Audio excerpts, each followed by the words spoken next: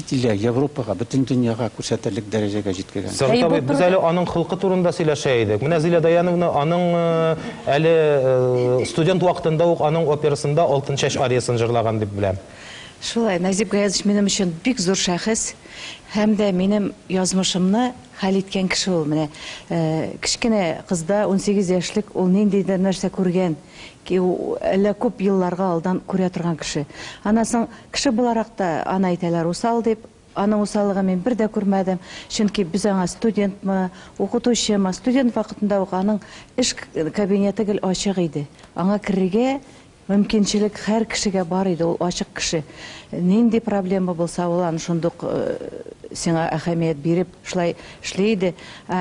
Үземне бәхетле дип саныйм, чөнки аның белән күп аралаштым. Хәтта соңгы спектаклендә, Уфада булган спектаклендә җырладым. Менә аның бөтен язмышы, бөтен иҗаты минем күз алдында үткән шикелле, чөнки ел сайын аның яңа симфонияларын тыңлый идек, студент вакытында ук, консерватория юлларында инде. Аның музыкасын без башкара идек, үзебезнең шундый дәрәҗәдә, студентлар дәрәҗәсендә. Алтын чәчне инде шул вакытта ук җырлый идем мин. Мен уйлыйм, Нәҗип Җиһановны аңлар өчен бик югары зәвык кирәк кешегә. Ул бер гасырга алдан атлаган икән. Аның елдан-ел музыкасының әһәмияте инде ничек әйтәм, артканнан арта. Менә еллар узган сайын ул безгә тагын да кадерле, тагын да кыйммәтле. Рафаэль буларак ул бик йомшак кеше иде.